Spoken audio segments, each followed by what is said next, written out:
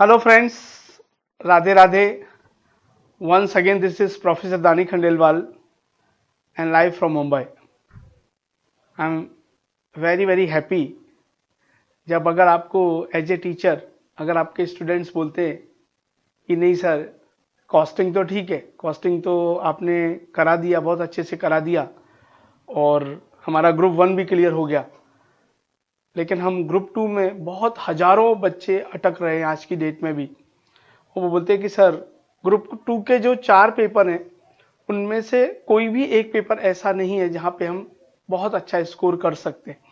और आप जानते हैं कि कोई भी ग्रुप को निकालने के लिए एक पेपर में स्कोर करना बहुत जरूरी होता है। तो आप लोगों की तरफ से मुझे बहुत अच्छा लगा जब ये कॉम्प्लीमेंट आया कि सर आप हमारी क्या हेल्प कर सकते हैं। तो उसमें बेस्ट पाया गया कि फाइनेंशियल मैनेजमेंट जो आपका पेपर 8 है 60 मार्क्स के लिए, वो तो डेफिनेटली मैं आपको हेल्प कर सकता हूँ। तो बच्चों को मैंने फिर कुछ लेसन्स, कुछ लेक्चर्स, कुछ आईसीआई में लेक्चर लेके देखे, बच्चों को काफ़ी पसंद आए और फिर उन्होंने बोला कि सर हमें पूरा की पूरा सब्जेक्ट डीकेसी फॉर्मेट में आप सिखा दीजिए। तो आज हम लोग बात कर लेते हैं फ्रेंड्स। ये था बैकग्राउंड कि एफएम में मुझे आने की क्या ज़रूरत थी, क्योंकि बच्चों का ऐसा कुछ मानना है कि सर जैसे कॉस्टिंग आपने अपने फॉर्मेट में logically, DKC is known basically for format, तो आप लोगों को जो फॉर्मेट मेरा पसंद है उसी फॉर्मेट में मैंने क्या किया है कि आईसीआई का जो एफएम का मॉड्यूल है लेटेस्ट वाला, बहुत ही शानदार मॉड्यूल है। उसमें एग्जाम्पल्स हैं, उसमें इलस्ट्रेशन है, एमसीक्यू हैं, थियोरेटिकल क्वेश्चंस हैं और लास्ट में फिर आपके प्रैक्टिकल क्वेश्चंस हैं और काफी क्वेश्चंस ना आपको उसमें सीए फाइनल के डाले हुए हैं। तो ये बैकग्राउंड था। तो मैंने सबसे पहले क्या किया है कि पूरा आईसीआई का जो मॉड्यूल है, पूरा आईसीआई का जो मॉड्यूल है उसके क्वेश्चंस दी बेस्ट है, लेकिन अपने फॉर्मेट में उनको सॉल्व किया है। आईसीआई के जितने भी क्वेश्चंस हैं उनको मैंने अपने फॉर्मेट में सॉल्व किया हुआ है, राइट। तो आपको एक बेनिफिट वो मिल जाएगा कि आपको जो क्वेश्चंस हैं उसका आपको बेनिफिट मिल जाएगा, राइट।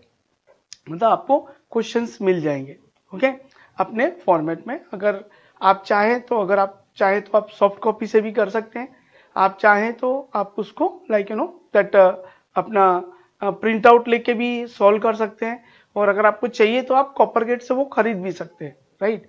उससे खरीद के भी आप कर सकते हैं। Are you following me? तो इस तरह से हम करेंगे। दूसरा क्वेश्चन ये है फ्रेंड्स, मैक्स टू मैक्स आपको मेरा video at a time maximum 1 hour देखना है। 1 आवर के बाद आपको ब्रेक लेना ही है, कंपलसरी 1 आवर आपको ब्रेक लेना है। एकदम शांत रह के, एकदम शांत चित होके आप वीडियो देखिए, समझिए। आपको सबसे बड़ा बेनिफिट ये होगा कि आपको लिखने की कोई जरूरत नहीं है, क्योंकि जब मैं बहुत कम लिखाऊंगा, क्योंकि मैंने आपको बताया कि जितने भी क्वेश्चंस हैं वो सारे क्वेश्चंस अपन ने क्या कर रखे, सॉल्व किए हुए हैं फॉर्मेट में, राइट, डीकेसी फॉर्मेट में। तो जो क्वेश्चन को समझना आपको जरूरी है, उसका फ्लो समझना जरूरी है, राइट। बाकी आपको ये मिल जाएगा करके ना, ये आपकी एक इंपॉर्टेंट बात है, okay. That is the most important thing आपको देखना है। कोई भी क्वेरीज है आप मेरा डायरेक्टली व्हाट्सअप नंबर ले लीजिए, आप मुझे डायरेक्टली व्हाट्सअप करिए, and when ever I free I give you the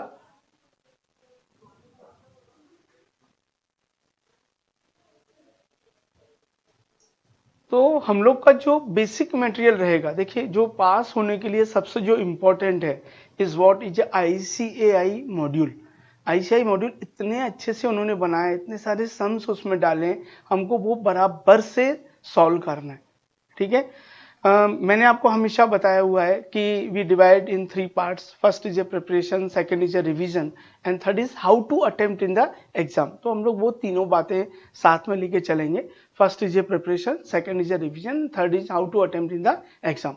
now as far as the preparation part is concern, so preparation we will divide in 2 parts. First, what is topic itself, and second, what is the importance of this topic in day to day life, okay. तो I think आपको सारी चीजें clear हो गई हैं। मैं आपको ICI module से कराऊंगा। अगर आपके पास आईसीआई मॉड्यूल का है, आप हमारे फॉर्मेट में उसको ले लीजिए। आप सॉफ्ट कॉपी ले सकते हैं, सॉफ्ट लेके आप प्रिंट आउट निकाल सकते हैं, या फिर directly hard copy copper gate में ऑर्डर करके आप परचेज कर सकते हैं, और वो बुक आपके साथ होना ही चाहिए। Okay, so let's start. मैंने आपको क्या बताया था कि preparation. So preparation you divide in two parts. The first, what is topic itself, and second, what is the importance of this topic in day to day life, right. आज से हम लोग आपका स्टार्ट कर रहे हैं। This is your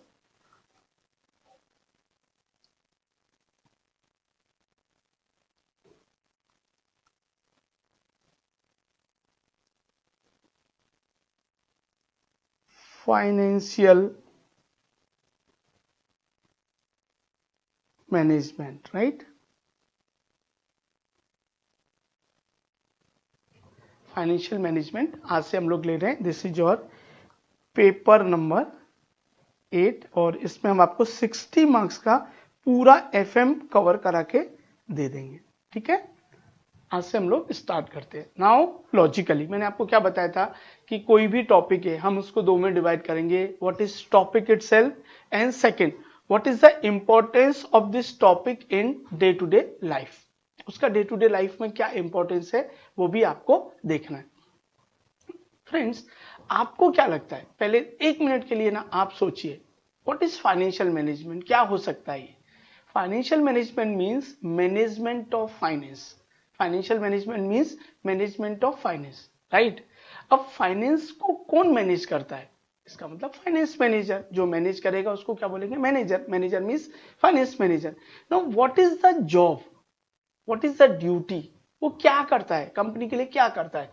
finance manager company के लिए क्या करता है, कंपनी के लिए वो करता है procurement of funds and its effective utilisation.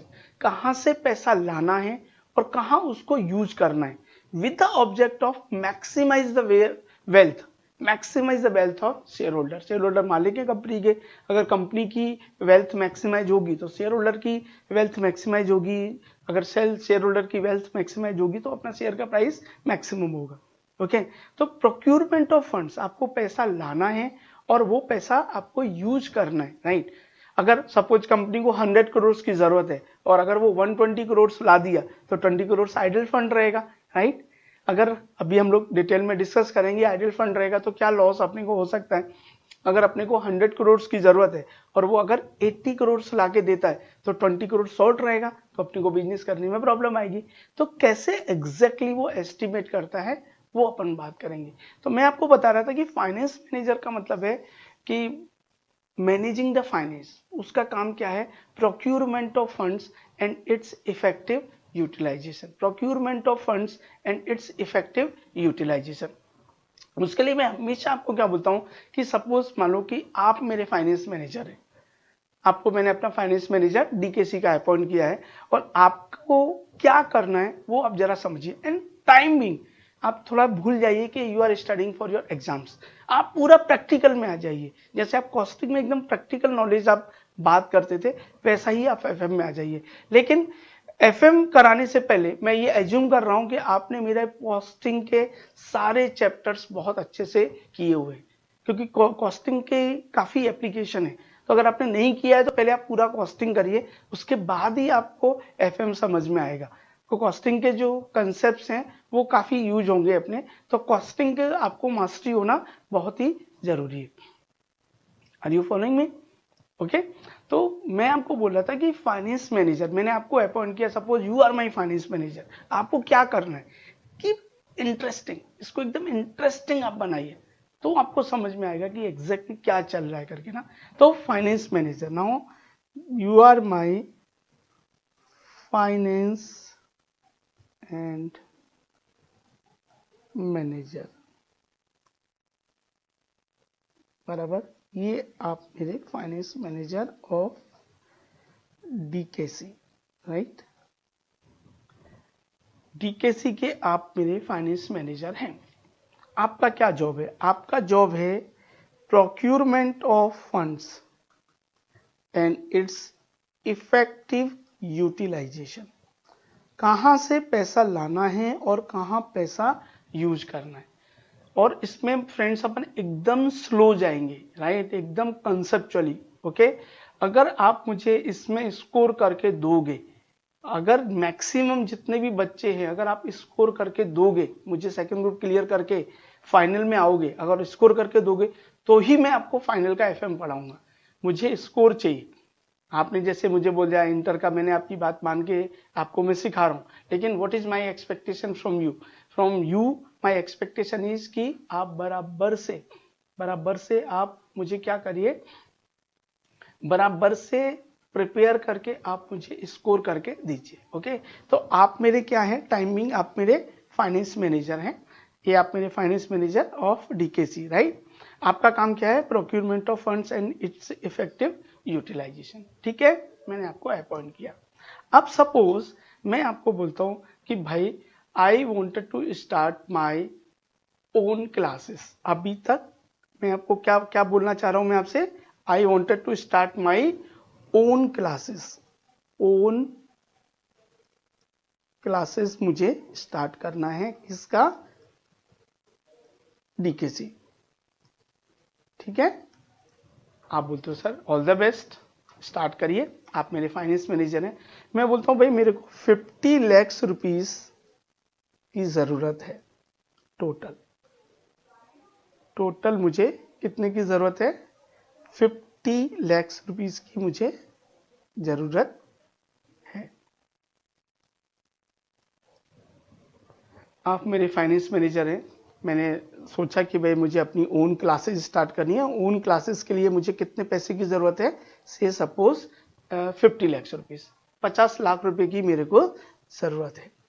मैंने आपको अपॉइंट किया फाइनेंस मैनेजर। मॉर्निंग में मैंने आपको फोन लगाया, मैंने आपसे पूछा सर कैसे हैं, भाभी जी कैसे हैं। आपने बोला अरे सर छोड़ो, आप काम की बात करो। मैं बोला भाई आज मुझे ऐसा लग रहा है कि मुझे अपनी खुद की क्लासेस स्टार्ट करनी चाहिए, और खुद की क्लासेस स्टार्ट करने के लिए मुझे 50 लाख रुपीस की जरूरत है।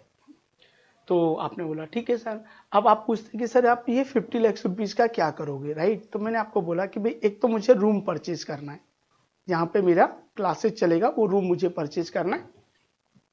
मुझे क्या परचेज करना है बोलो, रूम परचेज करना है। रूम में मेरा चला जाएगा से सपोज 40 लाख रुपीस। ठीक है, एंड देन जब मेरा रूम आ जाएगा, क्लासरूम बन के तैयार हो जाएगा, फिर मुझे डे टू डे एक्सपेंस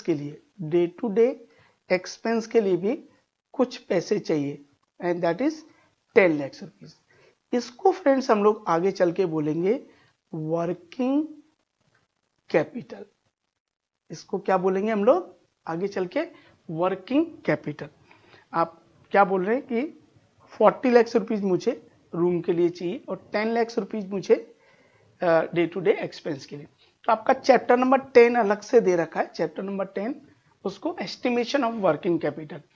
भाई मुझे लोगों की पगार देनी है, इलेक्ट्रिसिटी का बिल भरना है, मेरी क्लासेस का प्रिंटिंग मटेरियल रहेगा, ये रहेगा, उसमें मेरा 10 लाख रुपया चला जाएगा, इन्वेस्ट हो जाएगा, और 40 लाख रुपीज मेरा किस में चला जाएगा, रूम के अंदर। Are you getting? 40 lakh rupees मेरा रूम के अंदर चला जाएगा, और 10 लाख रुपीज मेरा कहां चला जाएगा, 10 लाख रुपीज मेरा चला जाएगा वर्किंग कैपिटल के अंदर। आपने कहा ठीक है। अब मैं आपको बोलता हूं कि भाई ये मेरे को 50 लाख रुपीज टोटल चाहिए, बराबर। और मैं आपको और एक चीज बता देता हूं कि मैं आपको ऑप्शन देता हूं कि ये 50 लाख रुपीज कहां से मुझे मिल सकता है। तो ये 50 लाख रुपीज के लिए सपोज एकदम शांति से 1 घंटे के बाद अपने को लेक्चर नहीं लेना है, 1 आवर से ज्यादा वीडियो नहीं देखना, शांति से 1 आवर हो जाए, पूरा समझ जाए, उसके बाद फिर आपको आगे बढ़ना है। एवरी 1 आवर में कंपलसरी आपको ब्रेक लेना है, तो ही आप कॉस्टिंग की तरह मैक्सिमम स्कोर कर पाएंगे। ठीक है, 50 लाख रुपीज मैंने आपको बोला, राइट।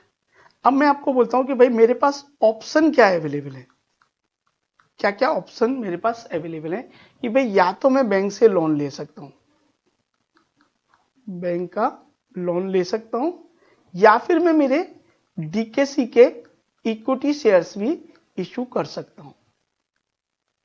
डीकेसी के मैं इक्विटी शेयर्स भी इशू कर सकता हूं। आप मेरे फाइनेंस मैनेजर हैं, या तो मैं इक्विटी शेयर इशू कर सकता हूं, या मैं बैंक से लोन भी ले सकता हूं। ये आपका चल रहा है basic concept of financial management.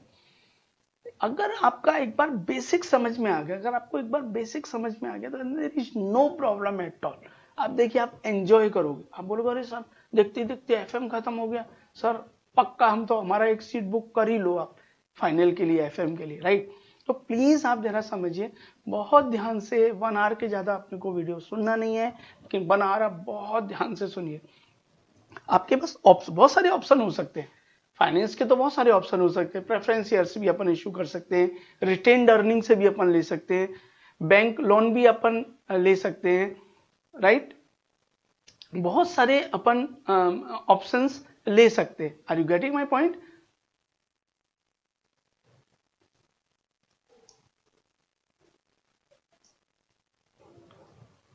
Alright friends, so 50 lakh rupees मुझे चाहिए। ऑप्शन है बैंक का लोन और ऑप्शन है कि आप इक्विटी शेयर भी इशू कर सकते हो। ऐसे तो और भी होते हैं, प्रेफरेंस शेयर्स भी है अपने, या सपोज रिटेन्ड अर्निंग है, लेकिन मैं अभी आपको थोड़ा थोड़ा धीरे धीरे अपन चलते हैं। और बैंक का लोन अपन ले सकते हैं और इक्विटी शेयर इशू कर सकते हैं। और आप मेरे फाइनेंस मैनेजर हैं, आपको मुझे बताना है, ठीक है। अब आप सोचिए 2 मिनट, वीडियो स्टॉप करिए, 2 मिनट सोचिए। सर को 50 लाख रुपए चाहिए, सर ने बोला 40 लाख का रूम लेंगे सर, 10 लाख का working capital for working means day to day working. वो क्या होता है we will discuss in chapter number 10। लेकिन यहाँ पे आपको ये बताना है मुझे, आप सोच के बताइए कि सर को कौन से ऑप्शन में जाना चाहिए, बैंक लोन में जाना चाहिए या इक्विटी कैपिटल में जाना चाहिए, और क्यों जाना चाहिए। वो आपका आंसर डिपेंड करेगा रिस्क एंड रिटर्न। आपने एक डायलॉग सुना होगा, है रिस्क है तो इसके। कमेंट करके मुझे बताइए कहां पे था ये डायलॉग, रिस्क है तो इसके, राइट, रिस्क है तो इसके, राइट। आप मुझे कमेंट करके बताइए कहां पे आपने ये देखे। देखो जितना आप कमेंट करोगे, आप मुझे वीडियो के बारे में बताओगे, मैं फास्ट था, मैं स्लो था, उतना ज्यादा मैं आपको हेल्प कर सकता हूँ। मैं स्लो था, मेरी लैंग्वेज आपको समझ में आ रही थी, नहीं आ रही थी, मुझे और स्लो जाना चाहिए, मुझे रिपीट करना चाहिए, मेरे एग्जाम्पल्स कैसे थे, मेरा लॉजिक कैसे। क्योंकि देखो कॉस्टिंग में तो मुझे मालूम है आप लोगों का प्यार, इतने दानी से दानी की कॉस्टिंग बना दिया आपने, ऐसे ही मुझे दानी की एफएम भी सुनना है, राइट। आपको बोलना चाहिए नहीं सर, 100 में से 100 लोग देखने के बाद बोले नहीं सर फाइनल में हमारी सीट पक्की है, हम आपको ग्रुप 2 क्लियर करके दिखाते हैं और आप देखिए हमारा फाइनल में रहेगा। तो आप मुझे राइट नाउ कमेंट करिए कि रिस्क है तो इसके, ये कहाँ आपने सुना था, राइट, मैं चेक करता हूँ, राइट। तो यहाँ पे रिस्क एंड रिटर्न, आप सबसे जो इम्पोर्टेंट है फाइनेंस मैनेजर का, वो क्या देखेगा कि रिस्क एंड रिटर्न, किसमें रिस्क है और क्या है रिटर्न। अब जरा आप समझिए बात को ना। जैसे सपोज फ्रेंड्स आप जाते हैं बैंक लोन में, ये आपका एक ऑप्शन है बैंक लोन। अब बैंक लोन में आपको देखना है कि what is the risk and what is the return, what is the risk and what is the return. हमें फायदा क्या है और हमें नुकसान क्या है, what is the advantage, right, and what is the disadvantage. Are you getting और not friends? What is the disadvantage and what is the advantage, ये आपको बराबर से देखना है, बराबर। अब देखो रिस्क में अगर अपन बात करते हैं फ्रेंड्स, सपोज हम लोग अपना स्टार्ट करते हैं classes, whether the class is successful or not, whether the class is successful or not, you have to pay interest every year. Loan के ऊपर आपने सुना होगा ना, इंटरेस्ट पे करते हैं अपन, है बैंक इंटरेस्ट पे करेंगे ना, बैंक से लोन लेंगे तो बैंक लोन के ऊपर हमको क्या पे करना पड़ेगा, बैंक लोन के ऊपर हमें पे करना पड़ेगा इंटरेस्ट, बैंक लोन के ऊपर हमें क्या पे करना पड़ेगा इंटरेस्ट। तो इंटरेस्ट हमारा क्या हो जाएगा कॉस्ट। चाहे हमारा क्लास सक्सेसफुल है या क्लास अनसक्सेसफुल है, हमें क्या पे करना है, हमें पे करना है interest cost. That is the very very important risk, बहुत ही जरूरी रिस्क है ये, right. Second, repayment of loan, repayment of loan. आपकी क्लास सक्सेसफुल हो या डूब जाए, बैंक को उससे कुछ भी लेना देना नहीं है। आपकी क्लास सक्सेसफुल है या आपकी क्लास डूब जाए, बैंक बोलती है आप हमको हमारा पैसा लौटाइए, बराबर। तो कल को अगर आपकी क्लास अनसक्सेसफुल होती है तो भी आपको क्या पे करना पड़ेगा, आपको पे करना पड़ेगा इंटरेस्ट, आपको क्या पे करना पड़ेगा, बैंक का लोन। लेकिन उसी के सामने आपको बेनिफिट क्या है, सबसे बड़ा बेनिफिट ये है कि you can claim the tax savings. ये सबसे इंपॉर्टेंट है, काफी बच्चों को ये पॉइंट समझ में नहीं आता है।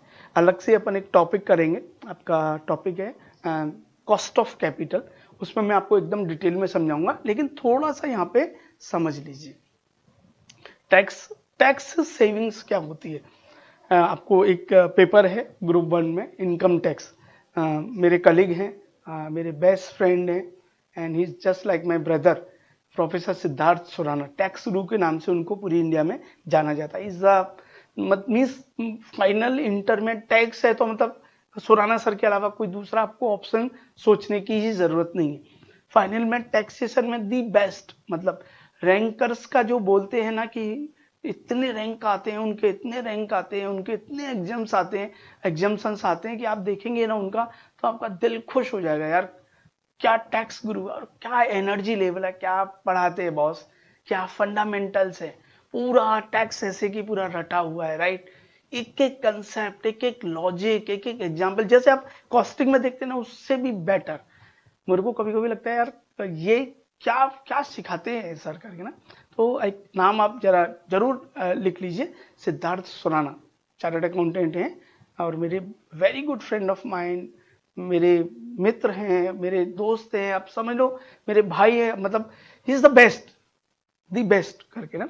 तो मैं आपको बता रहा हूँ टैक्स सेविंग, तो वो आपको डिटेल में बताएंगे, लेकिन जितना मेरे को रिक्वायर्ड है उतना मैं आपको बता देता हूँ। देखो friend, interest as an allowable expenditure as per the income tax. आपकी इनकम से अगर आपने इंटरेस्ट पे कर दिया है तो आप इंटरेस्ट को माइनस करिए और बाकी का जो अमाउंट है आप उसके ऊपर टैक्स भर सकते हैं, ठीक है। देखो जैसे सपोज मैं 2 एग्जांपल लेता हूं, ये आपके 2 कंपैरेटिव एग्जांपल हैं। दिस इज योर एग्जाम्पल 1 और एग्जाम्पल 2। यहाँ पे नो इंटरेस्ट, राइट, और यहाँ पर interest. Suppose my earning before interest and tax. अब आपको ये पता है earning before interest and tax किसको बोलेंगे, वो मैं आपको बता देता हूँ और आगे जाके काफी मैं रिपीट करूंगा। देखो सबसे पहले हमारा क्या रहेगा, हर जगह एवरीवेयर हमारा सबसे पहले इंपॉर्टेंट क्या रहेगा,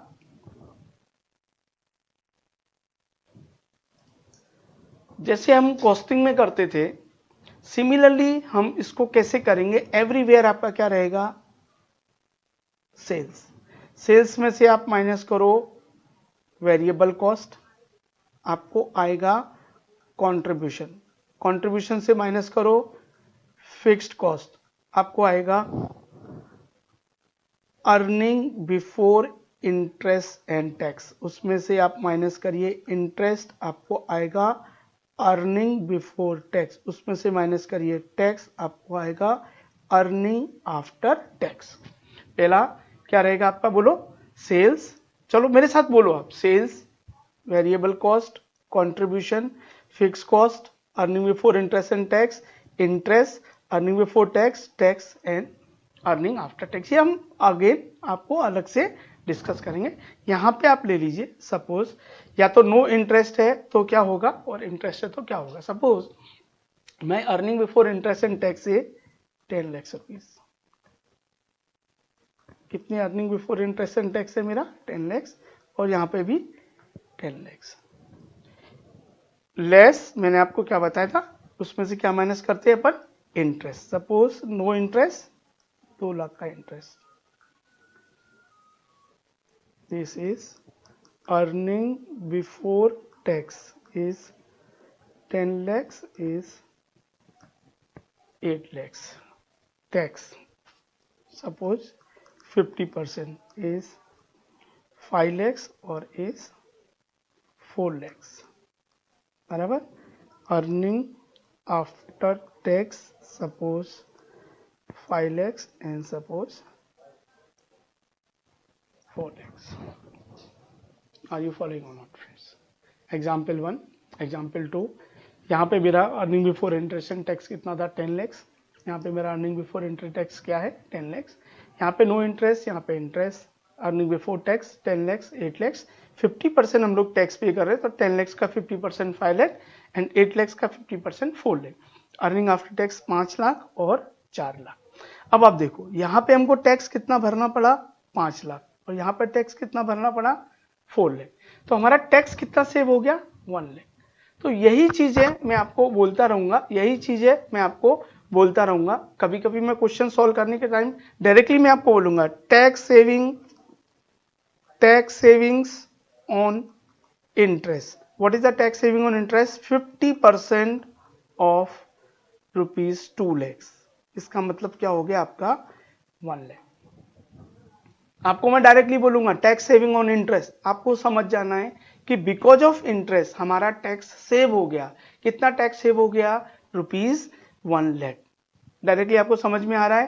यहाँ पे भी 10 lakhs था, यहाँ पे भी 10 lakhs था, यहाँ पे इंटरेस्ट नहीं था, यहाँ पे 2 lakhs इंटरेस्ट था, यहाँ पे टैक्सेबल प्रॉफिट 10 lakhs, यहाँ पे 8 lakhs, यहाँ पे 50% ऑफ 10 lakhs 5 lakhs. लेकिन यहाँ पे तो बिकॉज ऑफ इंटरेस्ट की वजह से ये जो कम टैक्स आया है, ये जो कम टैक्स आया है वो किसकी वजह से आया है? ये जो कम टैक्स आया है, ये जो कम टैक्स आया है मेरा, वो किसकी वजह से आया है? ये पार्ट आपको ध्यान में रखना है.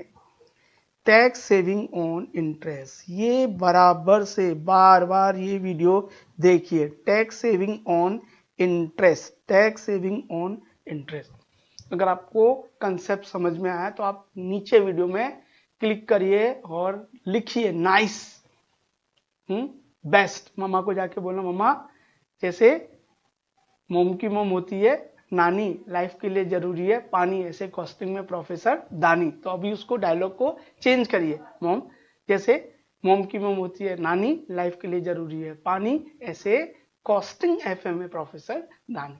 तभी मैं आपका फाइनल का सीट बुक करूंगा. ओके, नाइस लिखिए नीचे, नाइस लिखिए करके.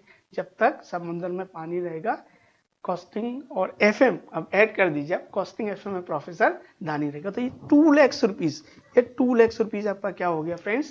2 lakhs रुपीज पे 50% टैक्स सेव है 1 लाख रुपए. अब आप ये मत बोलना डायरेक्टली मम्मा को जाकर मम्मा दानी सर तो डायरेक्टली ऐसे बोलते टैक्स सेविंग, मेरे को तो समझा ही नहीं कैसे टैक्स है. अरे भाई मम्मा भी तो मेरी स्टूडेंट थी. मम्मा तेरे को बोलेगी तूने बेसिक कंसेप्ट ध्यान से सुना, सर ने वो एग्जाम्पल दिया था. कौन सा एग्जाम्पल? फिर आप ओपन करेंगे यार ये एग्जाम्पल था, हाँ ये एग्जाम्पल था, इसमें सर ने समझाया EBIT 10 lakhs, EBIT 10 lakhs. यहाँ पे इंटरेस्ट नहीं था, यहाँ पे इंटरेस्ट 2 lakhs, टैक्सेबल प्रॉफिट 10, यहाँ पे टैक्सेबल प्रॉफिट 8, यहाँ पे टैक्स 5, यहाँ पे. तो बिकॉज ऑफ इंटरेस्ट मेरा टैक्स सेव कितना हो गया? रुपीज 1. से नाइस, क्लैप करो. अच्छे थंबनेल दो, क्लैप करो, राधे राधे लिखो, जय श्री कृष्णा लिखो, जय जिनेंद्र लिखो, सलाम अलैकुम लिखो, सत श्री अकाल लिखो सब लोग. तब भी मेरे को मजा आएगा लेक्चर लेने में. राइट, आप मुझे बताते चलिए सर मजा आ गया करके ना लेक्चर में. और डिटेल में जाना है टैक्स सेविंग के लिए तो कौन से प्रोफेसर नाम लिखूं? मैंने क्या बताया था अभी आपको? ऐसे शुरू होता है नाम उनका, टैक्स गुरु CA सिद्धार्थ सुराना सर. पक्का माय एडवाइस टैक्स गुरु के पास जाना है. फर्स्ट अटेम्प्ट में मैक्सिमम स्कोर करना है, मैक्सिमम एग्जाम्शन वाले सर के पास जाना है. ओके चलो ऑल राइट. यहाँ पे फ्रेंड्स अपन को समझ में आ गया कि अगर मैं लोन ऑप्शन चूज करता हूं, if I choose loan option, तो मुझे क्या होगा फ्रेंड्स? टैक्स सेविंग बराबर. टैक्स सेविंग हो जाएगा रुपीज 1 लाख. 2 लाख का इंटरेस्ट भरूंगा, अगर सपोज 50% टैक्स है तो टैक्स सेविंग कितना हो जाएगा? 1 लाख. थोड़ा एग्जांपल दो. सपोज अगर इंटरेस्ट है से 2 lakhs और टैक्स का रेट है सपोज से 30%. ओके, पॉज करो वीडियो और बताओ कितना टैक्स सेविंग हो जाएगा? 2 lakhs का 30% टैक्स रेट है, इंटरेस्ट 2 लाख है बराबर, 30% टैक्स रेट है, कितना टैक्स सेव होगा? टैक्स सेव होगा अपना से 60,000। कितना टैक्स सेव होगा? 60,000। कैसे? देखो वापस same example 1, example 2, this is EBIT, साथ में बोलते रहिए। कितना EBIT था? 10 लाख। कितना EBIT था? 10 लाख। ये इंस्टीट्यूट ने जो एक्सप्लेन किया इसको अपन बोलते हैं एग्जाम्पल्स। उसके बाद अपन जाएंगे इलस्ट्रेशन, उसके बाद अपन जाएंगे MCQs, उसके बाद अपन क्वेश्चंस जो थ्योरेटिकल क्वेश्चंस और क्वेश्चंस जो दिए वो अपन सॉल्व करेंगे। ठीक है। EBIT 10 लाख लेस इंटरेस्ट नील, इंटरेस्ट 2 लाख। ठीक है। This is earning before tax is 10 lakh is 8 lakh, right. Tax 30%। कितना टैक्स जाएगा? 10 लाख का 30%। बोलो कभी भी 10 लाख का 30% रहेगा तो 3 लाख। जैसे 100 का 30% 30, 200 का 30% 30, ऐसे ही 10 लाख का 30% क्या रहेगा? 3 लाख। लिख लो, नोट लिख लो, मम्मा को जाके बताना, मम्मा कभी भी 10 लाख का 30% रहेगा ना तो दानिशा ने बोला है 3 लाख। हाउ? एक्सप्लेन कर देना। जैसे मम्मा 100 का 30% 30, 200 का 30% 60, सिमिलरली 10 लाख का 30% इज 3 लाख। और 8 लाख का बोलो विदाउट कैलकुलेटर, एवरीवन, सब लोग लिखेंगे विदाउट कैलकुलेटर। 8 लाख का 30% सब लोग लिखिए, इट मींस 2,40,000। समझ में आ रहा है माय डियर? इसका मतलब अपना टैक्स सेव कितना हो गया? टैक्स सेव कितना हो गया माय डियर फ्रेंड्स? बोलो माय डियर फ्रेंड्स। पहले टैक्स कितना लग रहा था? 3 लाख। अब टैक्स कितना लगेगा? 240। कितना टैक्स सेव हो गया? इसके लिए मैं बोल रहा हूँ कल को मैं जब डायरेक्टली बोलूंगा तो मम्मा को जाके मेरी शिकायत नहीं करना। बार बार समझ लो। 8 लाख का 30% 240, जबकि 10 लाख का 30% क्या आया था? 3 लाख। तो मुझे टैक्स सेव कितना हो गया? टैक्स सेव हो गया मुझे 60,000। और 2 लाख का अगर मैं डायरेक्टली लिखूंगा 2 लाख का 30% टैक्स सेविंग 60,000, आपको कंफ्यूजन नहीं होना चाहिए। से या सुनो, आगे बढ़ूं। इसका मतलब 2 ऑप्शन। अगर अपन बैंक के लोन में जाते हैं तो अगर आप बैंक के लोन में जाते हैं तो आपको ये पता होना चाहिए कि बैंक के लोन के अंदर पहला रिस्क है रीपेमेंट। आपका क्लास चलेगा, आपका क्लास नहीं चलेगा, you have to pay interest. Second, repayment of loan. अगर आप डूब भी गए तो भी आपको बैंक का पैसा वापस करना पड़ेगा। ठीक है। अब उस एडवांटेज क्या है? एक आपको एडवांटेज मैंने बताया कि भाई अगर आपका इंटरेस्ट आप पे करते हो तो you can claim the tax benefit on interest. Interest के ऊपर आप क्या कर सकते हैं? इंटरेस्ट के ऊपर you can claim the tax benefit. बोलो इंटरेस्ट के ऊपर आप क्या कर सकते हो? You can claim the tax benefit, बराबर। सेकंड, कल को डीकेसी बहुत चल गया संसार में एकदम, जैसे आप लोग सपोर्ट कर रहे हो, मुझे मालूम है आप एक एक जन 1000 स्टूडेंट को ये वीडियो फॉरवर्ड करोगे। आप लोग इतने आजकल ग्रुप्स में रहते हो, ग्रुप में अगर आप डालोगे तो कितने लोग को पता चल जाएगा कि यार DKC now word of FM करके ना, FM की दुनिया में भी डीकेसी छा जाएगा। जैसे आप लोगों ने इतना नाम दिया, इतना प्यार दिया, ऐसे आप FM में दोगे। क्यों? क्योंकि आपको दिख रहा है सामने। तो कल को अगर डीकेसी की क्लास बहुत सक्सेसफुल हो गई, कल को डीकेसी की क्लास बहुत सक्सेसफुल हो गई, इमीडिएटली हम लोग लोन को रीपे कर देंगे। जब लोन को रीपे करेंगे तो there is no interest cost, there is no repayment cost, right. तो रिस्क एंड रिटर्न। तो आपको मुझे ये पूछना चाहिए कि सर आपको क्या लगता है, आपकी क्लास चलेगी या आपकी क्लास नहीं चलेगी? ओके तो ये सारी चीजें और अपन डिटेल में डिस्कस करेंगे in at the time of capital budgeting. It's a planning for capital assets with the object of minimize the cost and maximize the profit। पहले आपके सिलेबस में एक चैप्टर था कि जैसे मैंने आपको बोला क्लासरूम, तो क्लासरूम अपन भाड़े पे भी ले सकते हैं, लीज, रेंट, या फिर हम हमारा खुद का भी खरीद सकते हैं। भाड़े पे लेंगे तो whatever rent we are paying we can claim the tax benefit. Rent भी तो अलाउेबल एक्सपेंडिचर है ना, याद आए ना? रेंट पे भी हम क्या कर लेंगे? We can claim the tax benefit. और अगर खुद का खरीदा तो उसकी डेप्रिसिएशन पे भी अपने को टैक्स बेनिफिट मिल जाएगा। समझे या नहीं समझे? ओके। डिसएडवांटेज ये है, कल को खरीद लिया रूम और पता चला यार वास्तु के हिसाब से अच्छा नहीं है, तो वापस रूम को बेचो, खरीद के बेचोगे तो आपको लॉस होगा। रेंट पे लिया तो देयर इज नो झंझट, 1 साल के बाद बदल सकते हो। तो ये सारी चीजें अलग है। राइट नाउ मैं आपसे डिस्कस कर रहा हूँ कि आपको ये देखना है कि रिस्क और रिटर्न। रिस्क क्या है? रिस्क ये है कि हर साल आपको इंटरेस्ट का पेमेंट करना है, चाहे आपकी क्लास चल रही है चाहे आपकी क्लास नहीं चल रही है। दूसरा रिस्क क्या है कि अगर क्लास कल को डूब जाती है तो there is a repayment of bank loan, आपको बैंक के लोन का रीपेमेंट करना ही पड़ेगा। रिटर्न क्या है कि सर कल को क्लास बहुत ज्यादा सक्सेसफुल हो गई, हम पैसा कमाएंगे, बैंक का लोन रीपे कर देंगे, then there is no problem. बराबर। दूसरा, whatever interest we are paying we can claim the tax benefit on interest. Whatever interest we are paying we can claim the tax benefit on interest. Tax अपने को benefit interest के ऊपर मिल जाएगा। ठीक है, ये आपको। अब अगर अपन दूसरी चीज में जाते हैं कि what about sir equity, very interesting. ये तो आपको सर हमें एकदम क्लियर हो गया लोन वाला पार्ट। नाउ इक्विटी, इक्विटी में क्या होगा? What is the risk and what is the return, या what is the advantage and what is the disadvantage. आपको रिस्क क्या है और आपको ये क्या है? देखो, रिस्क ये है कि जो इक्विटी डिविडेंड आप पे करोगे, जो भी इक्विटी डिविडेंड आप पे करोगे, वो equity dividend you can pay only from an appropriation account.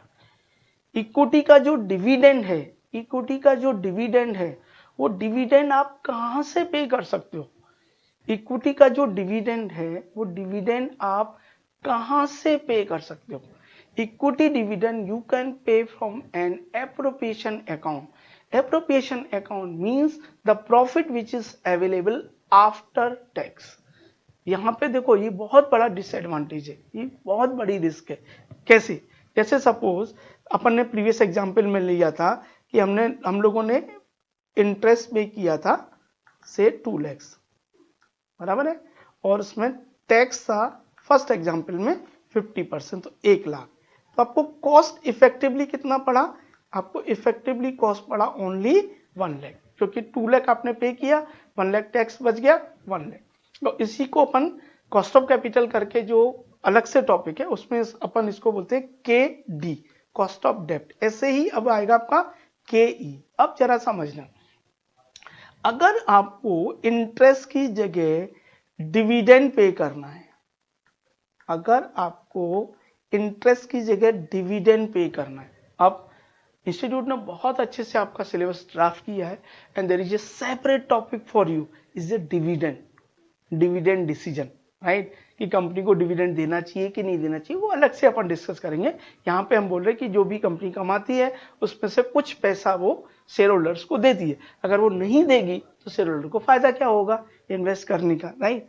तो कंपनी को देना पड़ता है, तो वो देना चाहिए नहीं देना चाहिए, what is the optimum, that we will discuss in detail at the time of dividend policy. लेकिन यहाँ पे आप दोनों का डिफरेंस समझिए।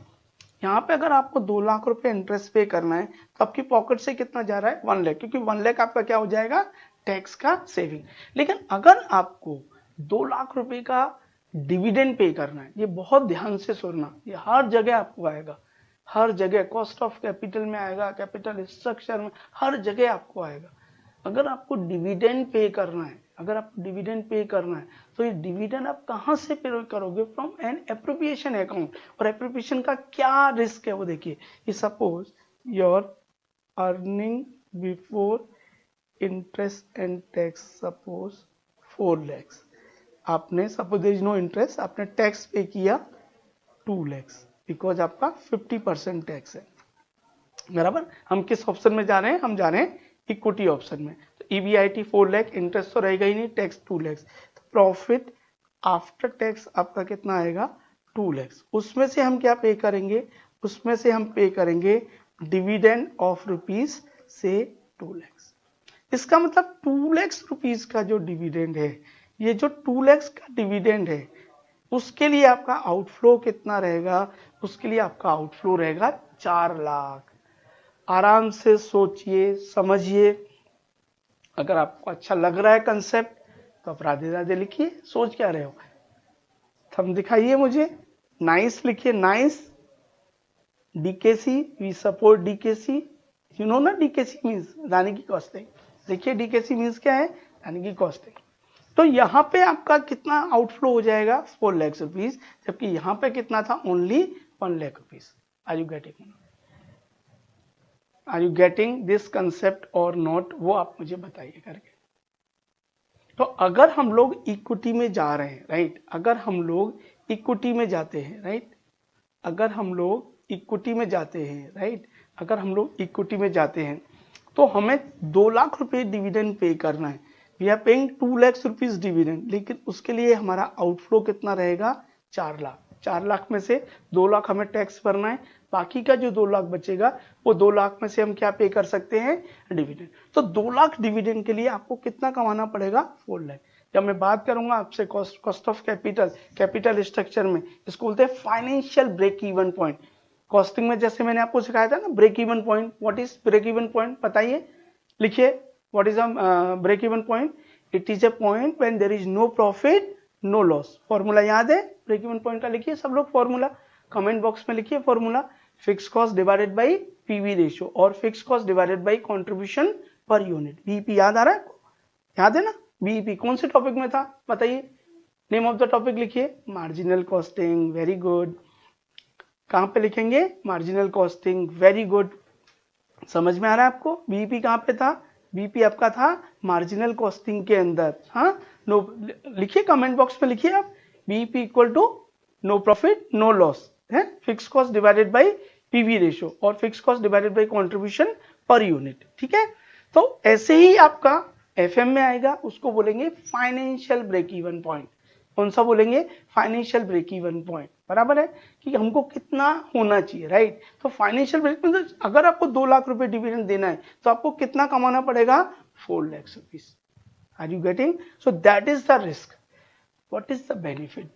कल को अगर आपकी क्लास अनसक्सेसफुल रहती है, कल को अगर आपकी क्लास डूब जाती है तो भी आपको रीपेमेंट नहीं करना है। Equity share holder they don't have any right, equity shareholders they don't have any right to ask कि भाई हमारा पैसा वापस करो। हाँ, आपने लॉ में पढ़ा होगा, when the company goes to liquidation, जब कंपनी लिक्विडेशन में जाएगी तभी हमको उनका पैसा वापस करना है। When the company goes to liquidation तभी हमको उनका पैसा वापस करना है, नहीं तो हमको पैसा वापस करने की जरूरत नहीं है। डिविडेंड कंपनी को देना है, कंपनी दे, इट्स पॉलिसी, मैं आपको बताऊंगा at the time of dividend policy. Share holder they don't have any right to ask, नहीं भाई आप हमें डिविडेंड दो, आप हमें इतना दो, लेकिन हाँ इंटरेस्ट में ये रिस्क है, आपको इंटरेस्ट फिक्स्ड अमाउंट से देना ही पड़ेगा। आर यू गेटिंग और not, perfectly clear, no confusion. तो एक इसमें रिस्क क्या रहा कि आपका कॉस्ट वाइज बहुत हाई हो जाएगा, 2 लाख रुपए डिविडेंड पे करने के लिए आपका आउटफ्लो कितना होगा, 4 लाख। बेनिफिट क्या हो गया, बेनिफिट ये हो गया कि कल को क्लास डूब जाती है तो there is no problem, equity share holder they don't have any right to ask you कि भाई आप हमें ये करिए, आप हमारा पैसा वापस करिए। बचेगा, लिक्विडेशन होगा, कुछ बचेगा तो देंगे, नहीं तो नहीं देंगे। डिविडेंड वो लोग नहीं पूछ सकते। लेकिन और क्या रिस्क है कि मान लो कल को क्लास सक्सेसफुल हो गई तो आप फिर भी आपको डिविडेंड तो देना ही है ना, कुछ ना कुछ तो डिविडेंड, नहीं तो अदरवाइज उसको बेनिफिट क्या हो गया शेयर होल्डर को। और फिर हर टाइम एजीएम करो, हर टाइम रेस्पॉन्सिबिलिटी दो, शेयर होल्डर आके हर क्वेश्चन आपसे पूछेंगे, ये वो। तो आपको ये देखना है कि what is the risk and what is the return. तो आपको किसी को भी एडवाइस करने से पहले, आई होप कि आपको समझ में आ रहा है, राइट। तो किसके ऊपर डिसीजन लिखेंगे, लिखिए आप जरा, रिस्क एंड रिटर्न। किसके ऊपर डिसीजन लिखेंगे अपन, risk and return. I think I am going perfectly right, slow fast आप जरा लिखिए प्लीज, आपको बराबर सब समझ में आ रहा है। साउथ इंडिया स्टूडेंट्स के हम लोग अलग से वीडियो बना रहे हैं, वो प्योरली इंग्लिश में रहेंगे, ठीक है। लेकिन जो हमारे नॉर्थ हैं या जो थोड़ा बहुत हिंदी समझते हैं तो उनको ये वीडियो समझ में आ रहे होंगे। Are you following friends, perfectly clear. तो आपको कोई भी डिसीजन लेने से पहले, आपको किसी को भी एडवाइस करने से पहले आपको पूछना चाहिए, दानी सर आपको क्या लगता है आपकी क्लास चलेगी। मैं बोला हाँ यार चलेगी, क्यों नहीं चलेगी, such a good news. Sir go to loan, loan से जाएंगे ना सर, तो लोन पे हो जाएगा, फिर जो पैसा बचेगा वो साफ हमारा। अगर सर आप इक्विटी में गए ना सर, हर साल का एजीएम डिविडेंड करो और डिविडेंड देना है, तो कॉस्ट वाइज बहुत हाई हो जाएगा सर। आपको क्या लगता है सर, 50-50 लगता है क्लास चलेगा कि नहीं चलेगा? 50-50 तो sir then there is a separate topic for you, is a capital structure. Capital structure बोलता है भाई इक्विटी से लेने का, प्रेफरेंस से लेने का, आधा इक्विटी से ले लूं, आधा प्रेफरेंस से ले लूं, आधा इक्विटी से ले लूं, 25-25-50 ले लूं, और डिपेंड करेगा रिस्क के ऊपर। आपको लगता है बहुत रिस्की है, इक्विटी में जाओ, डूबेगा कल को तो इक्विटी शेयर होल्डर डूबेगा। आपको लगता है नो रिस्क है, लोन में जाओ। That is the most important thing. तो बेसिक कंसेप्ट आपको आई थिंक समझ में आ रहा है कि फाइनेंस मैनेजर को क्या करना है, procurement of funds and its effective utilize. Right now अपन बात कर रहे हैं ओनली प्रोक्यूरमेंट ऑफ फंड्स की, कि हमें पैसा कहां से लाने का। अब आप सोचिए 100 करोड़ की जरूरत है और आपने 120 करोड़ ले लिया लोन पे, तो 20 करोड़ का फंड बेकार पड़ा है, उस पर आपको इंटरेस्ट तो भरना पड़ेगा ना। You have to pay interest और नॉट। अगर आपको सपोज 100 करोड़ की जरूरत है और आपको खाली 80 करोड़ मिला, तो बिजनेस कैसे चलेगा? 20 करोड़ का प्रॉब्लम होगा कि नहीं होगा?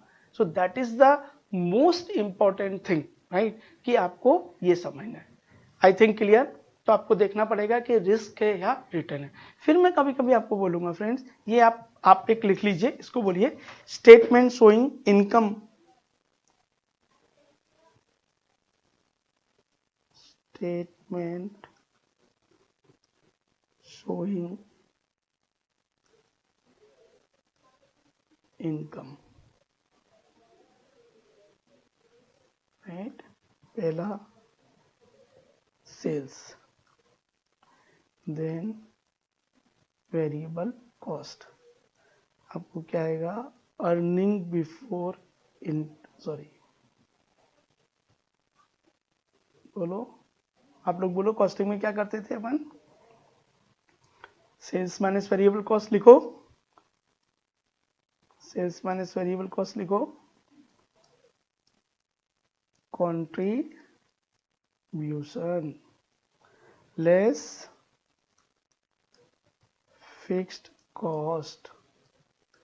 आपका क्या आएगा, earning before interest and tax, less बोलो इंटरेस्ट। आपको क्या आएगा, अर्निंग बिफोर टैक्स। क्या आएगा, टैक्स। आपको क्या आएगा, earning after tax. Then preference dividend. आपको क्या आएगा, earning available to equity share holder divided by number of shares. ये आपका क्या आ जाएगा, ईपीएस। ये फॉर्मेट आपको हमेशा, आई रिपीट, पहले क्या बोलेंगे, स्टेटमेंट शोइंग इनकम। बोलिए मेरे साथ, स्टेटमेंट शोइंग इनकम। इनकम में पहला sales, sales minus variable cost, contribution, contribution minus fix cost, earning before interest and tax, minus interest earning before tax, minus tax earning after tax, less preference dividend earning available to equity share holder divided by number of shares, EPS. सही है सुनो friends, basic concept में आपको ये समझ में आ रहा है कि नहीं? बाद में आप कॉपी कर लेना इसको। Statement showing income, sales less variable cost, आपको कंट्रीब्यूशन आएगा, लेस फिक्स कॉस्ट आपको earning before interest and tax आएगा, लेस इंटरेस्ट आपको अर्निंग बिफोर टैक्स आएगा, लेस टैक्स आपको अर्निंग आफ्टर टैक्स आएगा, लेस प्रेफरेंस डिविडेंड आपको earning available to equity share holder आएगा, divided by number of shares. आपको क्या आ जाएगा, बोलो ईपीएस, है ना। फिर अपन कभी कभी निकालेंगे, मैं आपको रेशो के टाइम पे बताऊंगा, PE ratio. PE ratio means P divided by E. E means आपका अर्निंग पर शेयर और P means price of share. P means price of share, EPS means earning per share. ये आपको ध्यान में रखना। आर यू फॉलोइंग और not? है price earning ratio, अपने को मैक्सिमम प्राइस चाहिए शेयर का। डिसीजन में क्या चाहिए? Maximum price. मैंने आपको क्या बताया था, क्या सोचता है ये मैनेजर क्या सोचता है, फाइनेंस मैनेजर क्या सोचता है? Maximum wealth of the company, maximize value of the share. तो maximum value of the share आपको कहां से आएगी? यहां से आएगी। कभी कभी मैं आपको डिसीजन में और आपको बताऊंगा, ऐसे तो जब चैप्टर्स रिलेवेंट चैप्टर्स आएंगे तब अपन डिटेल में चीजों को समझेंगे, ठीक है। कभी कभी मैं आपको बोलूंगा कैश इनफ्लो, कैश इनफ्लो का मतलब आपका रहेगा फ्रेंड्स, मैं आपको लिखूंगा cash inflow means profit after tax plus depreciation, profit after tax plus depreciation. कभी भी मैं आपको बोलूंगा कैश इनफ्लो, कैश इनफ्लो का मतलब आप क्या बोलोगे?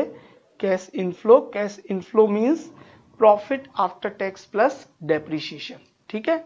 अब ये क्यों होता है? देखो, जैसे सपोज ये डीकेसी का P&L अकाउंट, ठीक है, बाई फीस रिसीव्ड, अपने को फीस मिला स्टूडेंट से 10 lakh rupees, to fees paid to other professor 5 lakh, to depreciation suppose say 2 lakhs, बराबर, टू प्रॉफिट बिफोर टैक्स आएगा 3 lakhs, राइट है।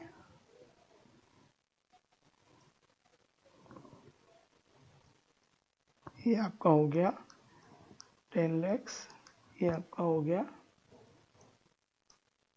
10 lakhs by profit before tax 3 lakhs, suppose to tax 50% 150, to profit after tax 150। सही है, सुनो friends, ये आपको बता रहा हूं कैश इनफ्लो। देखो ये डीकेसी का अकाउंट है, बराबर है, DKC by fees received, student से कितना फीस मिला है? 10 lakh, fees paid to other professor, मेरे साथ काम करते हैं 5 लाख, डेप्रिसिएशन मेरी एसेट्स पे 2 लाख, एंड 3 लाख रुपीज मेरे को क्या आ जाएगा? Profit before tax. Profit before tax 3 lakh, उसके ऊपर टैक्स है 150, मेरा प्रॉफिट आफ्टर टैक्स कितना आएगा? 150। अब अगर अपन लेमैन लैंग्वेज में बात करें, बिजनेसमैन से अगर अपन बात करें, तो बिजनेसमैन क्या बोलेगा कि साहब 1,50,000 रुपीज, 1,50,000 रुपीज क्या है? मेरा इनफ्लो, विच इज रॉन्ग। वो क्या बोलेगा आपको? मेरा इनफ्लो कितना है? 1,50,000, विच इज रॉन्ग, क्योंकि आप बनाइए बैंक अकाउंट, ये आपका बैंक अकाउंट, आपको फीस रिसीव्ड हुआ तो bank account debit to fees में आ जाएगा, टू फीस 10 लाख रुपए, रुपीज इन लैक्स, ठीक है। आपने फीस पे किया 5 लाख, फिर आपने टैक्स पे किया, क्योंकि ये तो नॉन कैश आइटम है, डेप्रिसिएशन ये नॉन कैश, लिखो डेप्रिसिएशन क्या है? नॉन कैश आइटम है, तो पेमेंट नहीं करना है उसका, लिखो कमेंट्स में, लिखो depreciation is a non cash item. Fees कितना है? 5 लाख, और टैक्स आपने कितना पे किया? 1.5, तो आपको बैलेंस कितना कैरी फॉरवर्ड हो जाएगा? 3.5। 10 लाख में से 5 लाख रुपए आपका फीस चला गया, डेप्रिसिएशन हम पे करेंगे नहीं, और टैक्स हम पे करेंगे, तो टैक्स चला गया और ये चला गया, तो मेरे पास बैलेंस कितना बचा? 3.5। तो मेरा कैश इनफ्लो कितना हुआ? कैश इनफ्लो मेरा हुआ 3.5। कैश इनफ्लो मेरा कितना हुआ? 3.5। कैसे? कि माई प्रॉफिट आफ्टर टैक्स, 1,50,000 और add depreciation 2 lakhs, and this comes to 3,50,000। मेरा कैश इनफ्लो कितना हो गया? 3,50,000। तो मैं कभी भी ये चीज डायरेक्टली आपको बोलूंगा, आपको समझ में आना चाहिए, profit after tax plus depreciation, profit after tax plus depreciation. आपको समझ रहा है कि नहीं समझ रहा? बताइए आप मुझे, परफेक्टली क्लियर हो रहा है कि नहीं? कि प्रॉफिट आफ्टर टैक्स कभी भी मैं आपको बोलूंगा, मैं डायरेक्टली लिखूंगा cash inflow profit after tax plus depreciation. आप फ्रेंड्स को कौन सा एग्जाम्पल दोगे? फ्रेंड्स आपको पूछेंगे किधर पढ़ रहा है एफएम, बोले डीकेसी, वो तो कॉस्टिंग पढ़ाते हैं, अरे बोले देख बोलेगा अच्छा कैश इनफ्लो क्या होता है वो बता, प्रॉफिट आफ्टर टैक्स डेप्रिसिएशन, बोलेगा कैसे, लॉजिक, ये वाला एग्जाम्पल आप बता देना। जैसे ही आप ये एग्जाम्पल आप बताओगे उसको पता चल जाएगा कि जैसे मोम की मोम होती है नानी, लाइफ के लिए जरूरी है पानी, ऐसे कॉस्टिंग एफएम में प्रोफेसर दानी। से नाइस, यस और नो? परफेक्टली आपको समझ में आ रहा है? बहुत सारे कंसेप्ट अपन डिस्कस करेंगे, राइट, धीरे धीरे करके जाएंगे। ओके, तो आज मैंने आपको क्या सिखाया है कि कभी भी अगर आपको सोचना है, अगर कभी भी आपको सोचना है, आप कैसे सोचेंगे, right, how will you think? Finance manager, what is the job of a finance manager? What is the subject? Subject is a what? Financial management, मतलब मैनेजमेंट करना है किसका? फाइनेंस का। कौन करेगा फाइनेंशियल मैनेजमेंट? Finance manager. क्या करना रहता है उसको? उसको करना रहता है procurement of funds and its effective utilisation. पैसा कहाँ से आएगा, राइट, और पैसा कहाँ इन्वेस्ट करेंगे, आपके लिए सेपरेट टॉपिक है। Estimation of working capital, capital budgeting, uncertainty, dividend, equity, cost of equity, capital structure, leverages, ये आपके सारे चैप्टर्स है, लेकिन उसका बेस फंडामेंटल जैसे आप कॉस्टिंग में करते थे वो है। तो आपको मेरे साथ अगर एफएम पढ़ना है तो पहला बात, आप मॉड्यूल आईसीआई का जो मॉड्यूल है वो आप रेडी रखिए। सॉफ्ट कॉपी भी चलेगा, आपके पास नहीं है आप मुझे डायरेक्टली व्हाट्सअप करिए 9820030925, आप उसमें लिखिए एफएम का हमें मॉड्यूल चाहिए आईसीआई फॉर्मेट में, इंटर में, राइट, मैं आपको भेज दूंगा। आपको अगर और बेटर करना है आप उसका प्रिंट आउट ले सकते हो, उससे भी बेटर करना है तो आप क्या कर सकते हो, उसको लाइक हमसे खरीद सकते हो कॉपर गेट से, उसका हार्ड कॉपी आप खरीद सकते हो। आर यू फॉलोइंग और नॉट? उसके बाद रेडी, दूसरा कॉस्टिंग आपका पूरा प्रिपेयर होना चाहिए, तैयार होना चाहिए, तभी आपको एफएम समझ में आएगा। Are you getting? 1 घंटे से ऊपर मेरा वीडियो नहीं देखना है, आईसीआई के मॉड्यूल को ही 2, 5, 10, 20, 100 बार जितना प्रैक्टिस कर सकते हैं हम वही करेंगे। वहीं से क्वेश्चन आते हैं, वहीं से वो आरटीपी में डालते हैं, वहीं से वो मॉक टेस्ट पेपर में डालते हैं, वहीं से वो एग्जाम में पूछते हैं, राइट। मॉड्यूल को बहुत अच्छे से करना जरूरी है। 1 आवर के ज्यादा कोई भी पढ़ेगा नहीं, आपको कैलकुलेटर लेके रखना है, ओके, जो भी कंसेप्ट, क्योंकि अपना जो ये मॉड्यूल है उसमें क्वेश्चन तो अपने मॉड्यूल के लिए एज इट इज, लेकिन सॉल्व अपन ने अपने फॉर्मेट में किए, राइट। तो अपने फॉर्मेट का आपको बेनिफिट ले लेना है।